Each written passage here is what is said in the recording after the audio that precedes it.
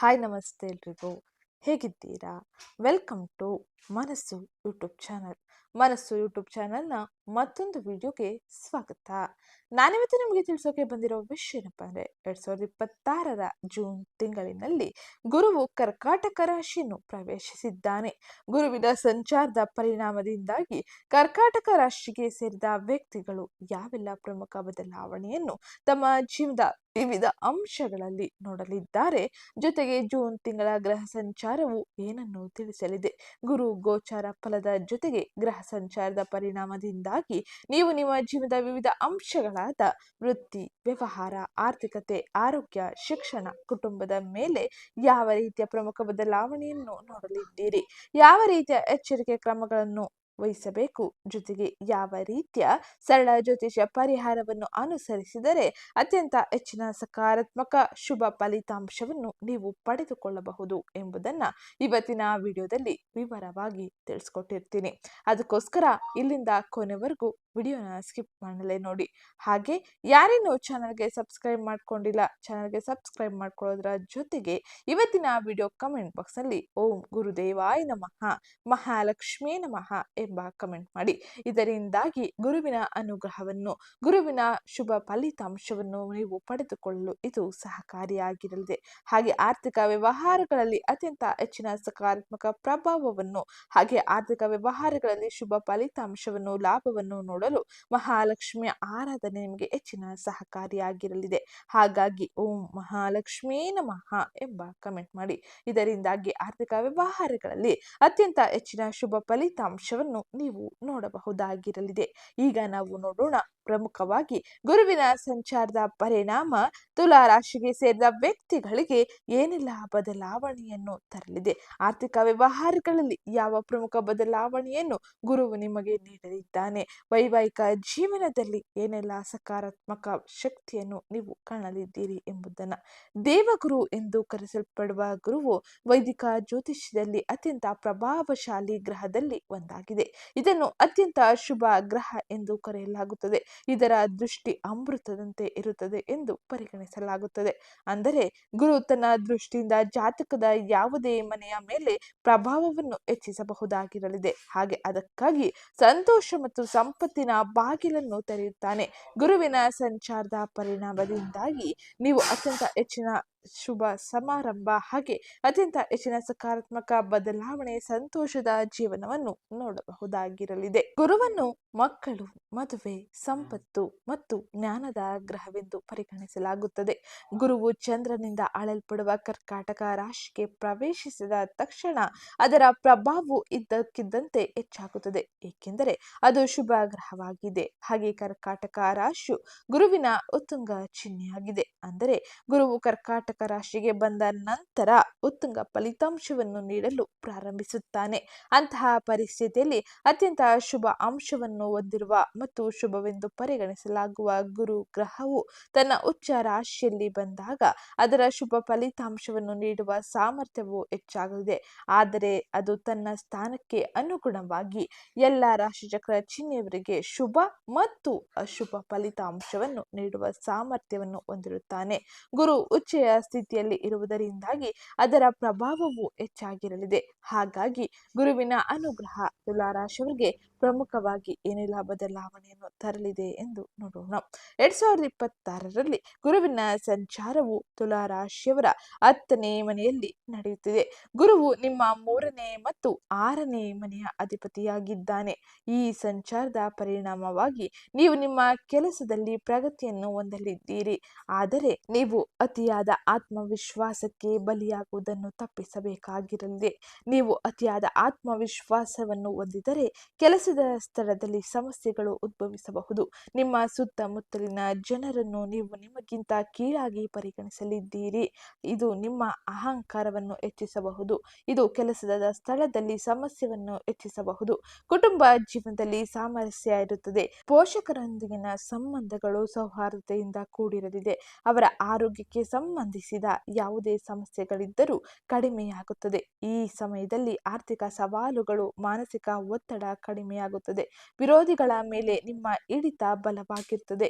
ಗುರು ಸಂಚಾರ 2026ರ ಅವಧಿಯಲ್ಲಿ ನಿಮ್ಮ ವೈಯಕ್ತಿಕ ಪ್ರಯತ್ನಗಳಿಂದ ನಿಮ್ಮ ಕೆಲಸದ ಸ್ಥಳದಲ್ಲಿ ನಿಮ್ಮ ಸ್ಥಾನವನ್ನು ಬಲಪಡಿಸುತ್ತದೆ. ಬಡ್ತಿ ಸಿಗುವ ಸಾಧ್ಯತೆ ಇರಲಿದೆ. ಹಾಗೆ ನಿಮ್ಮ ಪ್ರಯತ್ನದಲ್ಲಿ ನೀವು ಉತ್ತಮ ರೀತಿಯ ಯಶಸ್ಸನ್ನು ಗಳಿಸಬಹುದಾಗಿರಲಿದೆ.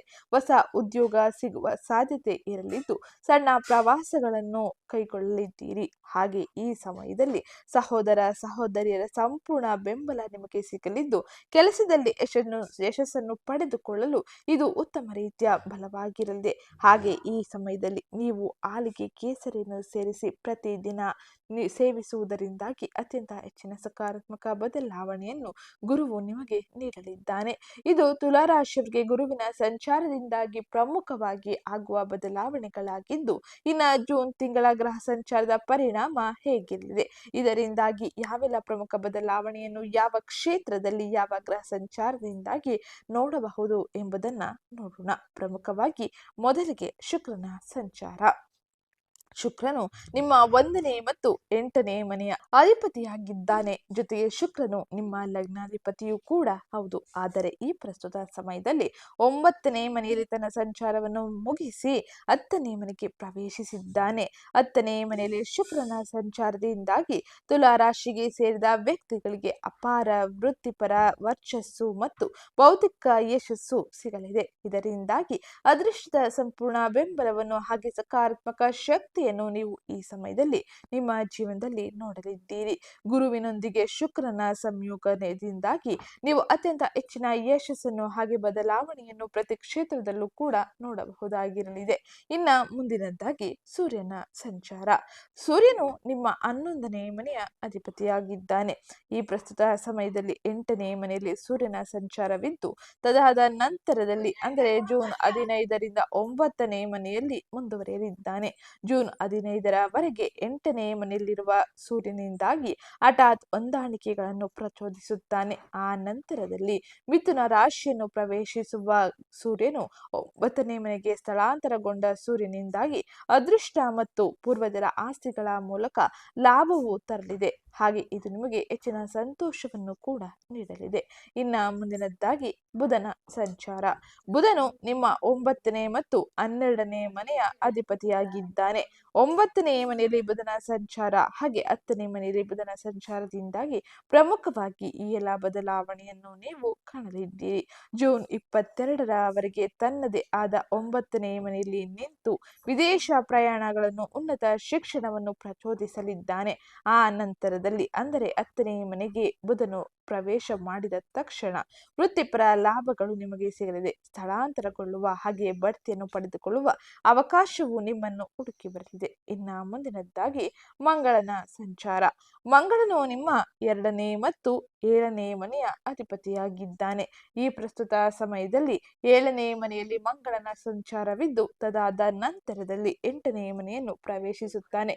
ಜೂನ್ 21ರವರೆಗೆ ತನ್ನದೇ ಆದ 7ನೇ ಮನೆಯಲ್ಲಿ ಮಂಗಳನ ಸಂಚಾರವಿರಲಿದ್ದು, ಇದರಿಂದಾಗಿ ವ್ಯಾಪಾರದಲ್ಲಿ ಲಾಭಗಳು ಇರಲಿದೆ. ಆ ನಂತರದಲ್ಲಿ 8ನೇ ಮನೆಗೆ ಪ್ರವೇಶಿಸುವ ಮಂಗಳನಿಂದಾಗಿ, ವೃಷಭ ರಾಶಿಯನ್ನು ಪ್ರವೇಶಿಸುವ ಮಂಗಳನಿಂದಾಗಿ ಹೆಜ್ಜೆ ಹಾಕಿ ಅಷ್ಟಮ ಕುಜ ದೋಷ ಮತ್ತು ವಾಕ್ ಸಂಘರ್ಷಗಳನ್ನು ಸೃಷ್ಟಿಸುತ್ತಾನೆ. ಹಾಗಾಗಿ ಬಹಳ ಎಚ್ಚರಿಕೆಯೊಂದಿಗೆ ನೀವು ಮುಂದುವರಿಯಬೇಕಾಗಿರದೆ, ಇಲ್ಲವಾದರೆ ಅತ್ಯಂತ ಹೆಚ್ಚಿನ ತೊಂದರೆಗಳನ್ನು ಅನುಭವಿಸಲಿದ್ದೀರಿ. ಎಚ್ಚರಿಕೆ ಇರಲಿ, ಎಚ್ಚರಿಕೆಯೊಂದಿಗೆ ಮುಂದುವರಿಯಿರಿ. ಇನ್ನ ಮುಂದಿನದ್ದಾಗಿ ಶನಿಯ ಸಂಚಾರ. ಶನಿಯು ನಿಮ್ಮ 4ನೇ ಮತ್ತು 5ನೇ ಮನೆಯ ಅಧಿಪತಿಯಾಗಿದ್ದಾನೆ. ಜೊತೆಗೆ ಶನಿಯು ನಿಮಗೆ ಯೋಗಕಾರಕನು ಕೂಡ ಹೌದು. ಈ ಪ್ರಸ್ತುತ ಸಮಯದಲ್ಲಿ 6ನೇ ಮನೆಯಲ್ಲಿ ಶನಿಯ ಸಂಚಾರವಿದ್ದು, ಮೀನ ರಾಶಿಯಲ್ಲಿ ಶನಿಯ ಸಂಚಾರ ಯಥಾಸ್ಥಿತಿಯಂತೆ ಮುಂದುವರಿಯಲಿದ್ದಾನೆ.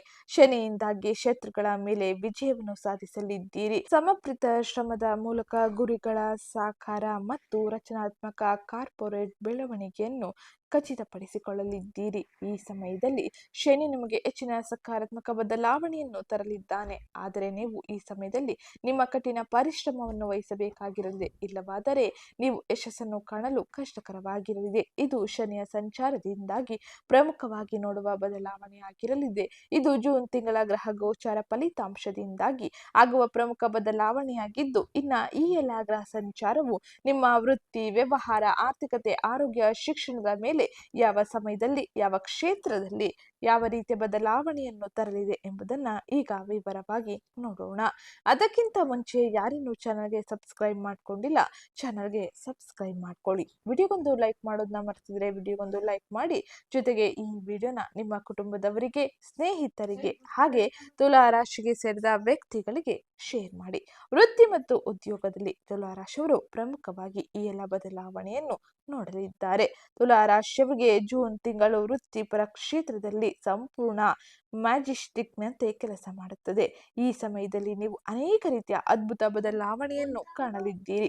ಜೂನ್ 2ರಂದೇ ಉಚ್ಚ ಸ್ಥಿತಿಯನ್ನು ತಲುಪಿರುವ ಗುರುವಿನಿಂದಾಗಿ ಹಾಗೆ 8ರಂದು 10ನೇ ಮನೆಯನ್ನು ಪ್ರವೇಶಿಸುವ ನಿಮ್ಮ ರಾಶಿಯಾಧಿಪತಿ ಶುಕ್ರನಿಂದಾಗಿ ನೀವು ಭವ್ಯವಾದ ಕಾರ್ಪೊರೇಟ್ ಯೋಗವನ್ನು ನಿರ್ಮಿಸುತ್ತಾನೆ. ಹಾಗೆ ಈ ಸಮಯದಲ್ಲಿ ನಿಮ್ಮ ಕಾರ್ಯನಿರ್ವಾಹಕ ಪ್ರದರ್ಶನದಿಂದಾಗಿ ಮೇಲಾಧಿಕಾರಿಗಳು ಹೆಚ್ಚು ಪ್ರಭಾವಿತರಾಗುತ್ತಾರೆ. ಬಹು ನಿರೀಕ್ಷಿತ ಬಡ್ತಿಗಳು, ವೇತನ ಹೆಚ್ಚಳ ಅಥವಾ ನೀವು ಬಯಸಿದ ಕನಸಿನ ಕಾರ್ಯ ಯೋಜನೆಗಳನ್ನು ಸುಲಭವಾಗಿ ನಿಮ್ಮ ಕೈಗೆ ಸೇರುವಂತೆ ಮಾಡಲಿದೆ. ಒಟ್ಟಾರೆಯಾಗಿ ಗುರು ಮತ್ತು ಶುಕ್ರನ ಅನುಗ್ರಹದಿಂದಾಗಿ ವೃತ್ತಿ ಕ್ಷೇತ್ರದಲ್ಲಿ ಹೆಚ್ಚಿನ ಬದಲಾವಣೆಯನ್ನು ಹಾಗೆ ಸಕಾರಾತ್ಮಕ ಸಂತೋಷದ ಜೀವನವನ್ನು ನೋಡಲಿದ್ದೀರಿ.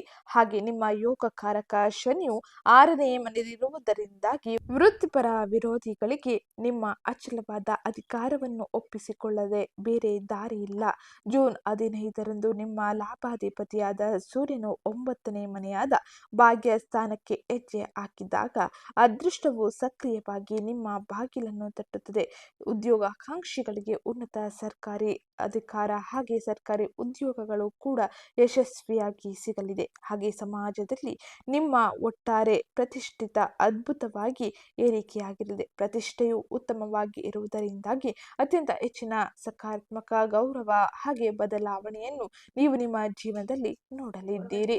ಇನ್ನ ಮುಂದಿನದಾಗಿ ಆರ್ಥಿಕ ವ್ಯವಹಾರಗಳು ಹೇಗಿರಲಿದೆ ಹಾಗೆ ಸಂಪತ್ತಿಗೆ ಸಂಬಂಧಿಸಿದಂತೆ ತುಲಾ ರಾಶಿಗೆ ಸೇರಿದ ವ್ಯಕ್ತಿಗಳು ಏನೆಲ್ಲ ಬದಲಾವಣೆಯನ್ನು ತಮ್ಮ ಜೀವನದಲ್ಲಿ ನೋಡಲಿದ್ದಾರೆ ಎಂಬುದನ್ನ ಈಗ ವಿವರವಾಗಿ ತಿಳಿಯೋಣ. ಆರ್ಥಿಕವಾಗಿ ನಿಮ್ಮ ಜೀವನ ಮಟ್ಟವು ಏರಿಕೆಯಾಗಿರಲಿದೆ. ಹಾಗೆ ನಿಮ್ಮ ವೃತ್ತಿ ಜೀವನದಲ್ಲಿ ಸಾಧಿಸಿದ ನಿರಂತರ ಪ್ರಯತ್ನಗಳಿಂದಾಗಿ ಬ್ಯಾಂಕ್ ಬ್ಯಾಲೆನ್ಸ್ ಅನ್ನು ನೇರವಾಗಿ ಶ್ರೀಮಂತಗೊಳಿಸುವಂತೆ ಮಾಡಲಿದೆ.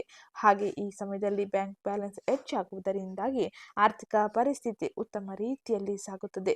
ಜೂನ್ 15ರಂದು ಸೂರ್ಯನು ನಿಮ್ಮ 9ನೇ ಮನೆಗೆ ಅಂದರೆ ಮಿಥುನ ರಾಶಿಗೆ ಪ್ರವೇಶಿಸಿದ ತಕ್ಷಣದಲ್ಲಿ ಇಂದಿನ ಹೂಡಿಕೆಗಳು, ಷೇರು ಮಾರುಕಟ್ಟೆಗಳ ಮೂಲಕ ಅದ್ಭುತವಾದ ಆರ್ಥಿಕ ಅದೃಷ್ಟವು ತೆರೆಯಲಿದೆ. ಪೂರ್ವಜರ ಆಸ್ತಿಗಳು ಹಾಗೆ ಕೌಟುಂಬಿಕ ಆಸ್ತಿಗಳಿಂದಾಗಿ ಯಶಸ್ವಿಯಾಗಿ ನೀವು ಉತ್ತಮ ರೀತಿಯ ಬದಲಾವಣೆಯನ್ನು, ಯಶಸ್ಸನ್ನು ಹಾಗೆ ಹಣಕಾಸಿನ ವ್ಯವಹಾರಗಳನ್ನು ಮಾಡಲಿದ್ದೀರಿ. ನಿಮ್ಮ ಹೆಸರಿಗೆ ನೋಂದಣಿಯು ಕೂಡ ನಿಮ್ಮ ಆಸ್ತಿಗಳು ಆಗಲಿದೆ.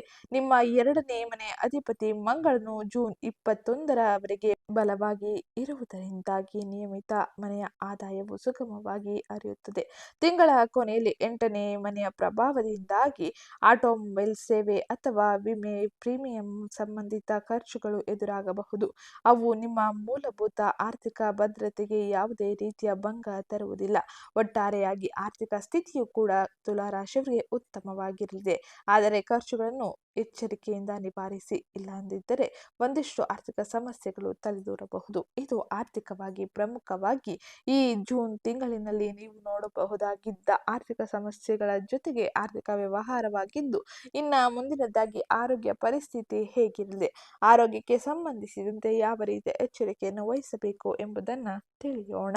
ಆರೋಗ್ಯಕ್ಕೆ ಸಂಬಂಧಿಸಿದಂತೆ ವೃತ್ತಿ ಸ್ಥಾನದಲ್ಲಿ ಬಲವಾಗಿ ಗುರುವಿನೊಂದಿಗೆ ನಿಮ್ಮ ರಾಶ್ಯಾಧಿಪತಿ ಶುಕ್ರನು ಸೇರಿರುವುದರಿಂದ ಮಾಡುವುದರಿಂದಾಗಿ ನಿಮ್ಮ ದೇಹದ ರೋಗ ನಿರೋಧಕ ಶಕ್ತಿ ಮತ್ತು ದೈಹಿಕ ಕಾಂತಿಯು ಅತ್ಯುತ್ತಮವಾಗಿರಲಿದೆ. ದೀರ್ಘಕಾಲದಿಂದ ಕಾಡುತ್ತಿದ್ದ ಯಾವುದೇ ಸಣ್ಣ ಪುಟ್ಟ ಆರೋಗ್ಯ ಸಮಸ್ಯೆಗಳಿದ್ದರೂ ಕೂಡ ಈ ಸಮಯದಲ್ಲಿ ವೇಗವಾಗಿ ಗುಣಮುಖವಾಗಲು ಪ್ರಾರಂಭಿಸುತ್ತದೆ. ಆದಾಗ್ಯೂ ಜೂನ್ 21ರಂದು ನಿಮ್ಮ 8ನೇ ಮನೆಗೆ ವೃಷಭ ರಾಶಿಗೆ ಮಂಗಳನ ಆಗಮನವು ಸ್ವಲ್ಪ ಎಚ್ಚರಿಕೆಯನ್ನು ವಹಿಸಬೇಕೆಂದು ಸೂಚಿಸುತ್ತದೆ.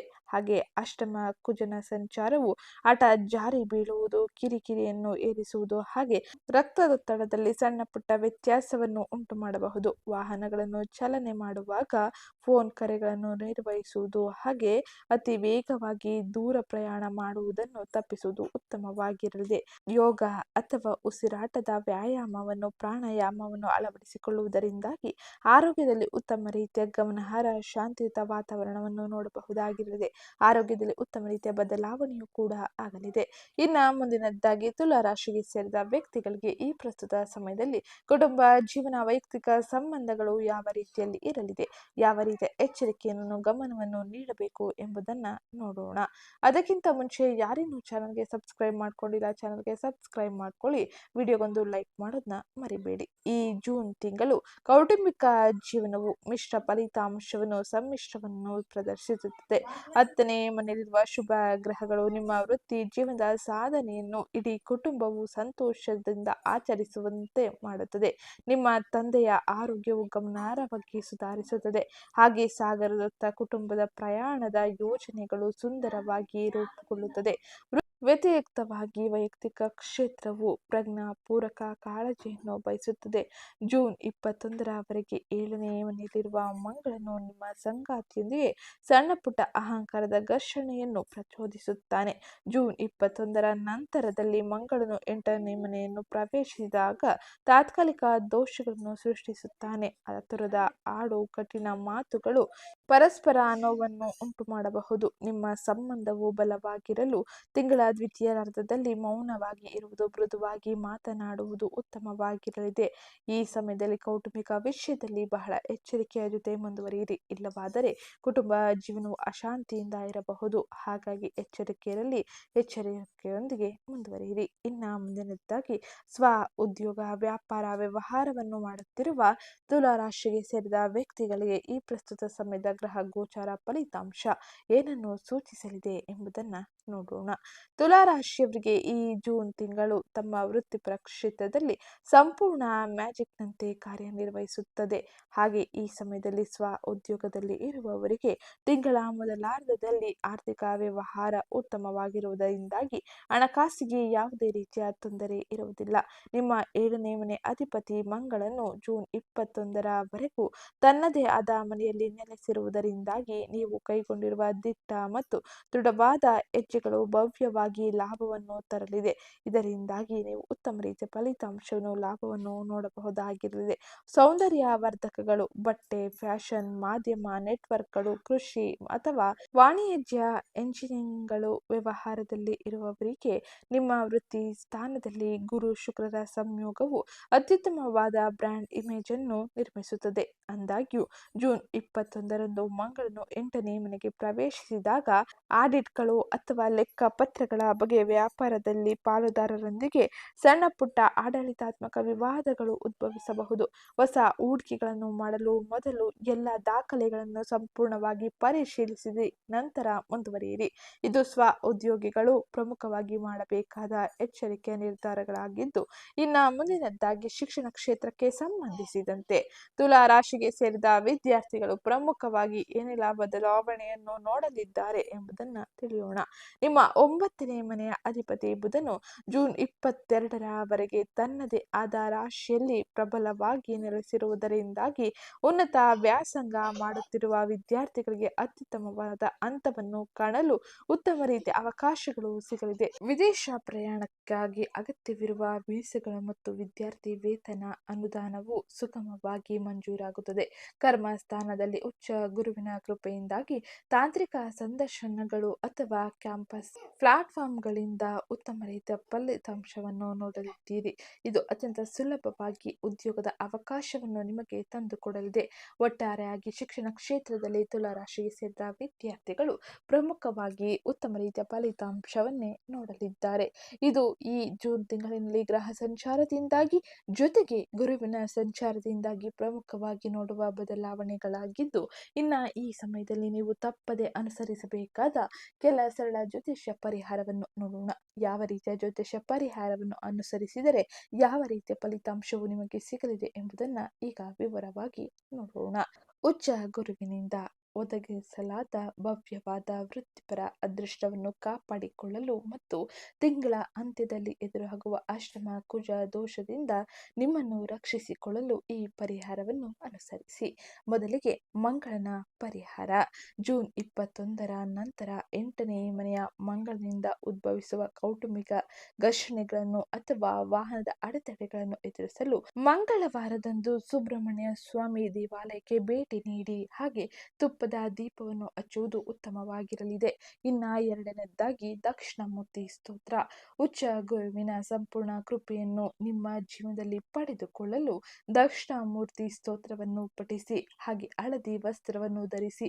ಇದು ನಿಮಗೆ ಅತ್ಯಂತ ಹೆಚ್ಚಿನ ಸಕಾರಾತ್ಮಕ ಬದಲಾವಣೆಯನ್ನು ಹಾಗೆ ಉತ್ತಮ ರೀತಿಯ ಯಶಸ್ಸಿನ ಮಾರ್ಗಗಳನ್ನು ಕಂಡುಕೊಳ್ಳುವಂತೆ ಮಾಡಲಿದೆ.